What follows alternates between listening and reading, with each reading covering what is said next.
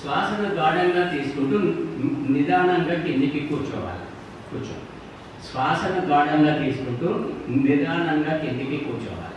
Inhale అంట శ్వాస తీసుకోవడం. ఈ స్థితిలో 3 సెకండ్లు ఆగాలి. ఎంతసేపు ఆగాల? 3 సెకండ్లు ఆగాల. శ్వాస వదులుతూ పైకి. ఇంకోసారి చూద్దాం. శ్వాసను గాఢంగా తీసుకుంటూ నిదానంగా కిందికి కూర్చోవాలా. ఈ స్థితిలో 3 సెకండ్లు ఆగాల. శ్వాస వదులుతూ పైకి లేవాలి.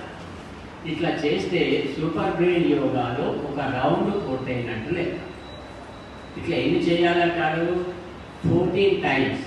మనము ప్రతిరోజు ఉదయం 14 రౌండ్లు సూపర్ బ్రెయిన్ యోగా చేస్తే మనం ఉదయం ఎంత చురుగ్గా ఉంటామో పడుకునేంత వరకు కూడా అంతే చురుగ్గా ఉంటాం.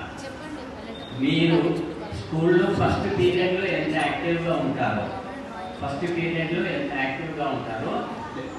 లాస్ట్ పీరియడ్లో కూడా అంతే యాక్టివ్గా ఉంటారు. ఎందుకు? ఈ బ్రెయిన్ యాక్టివేట్ అయింది కాబట్టి. సో ప్రొసీజర్ అర్థమైందా మీకు? సో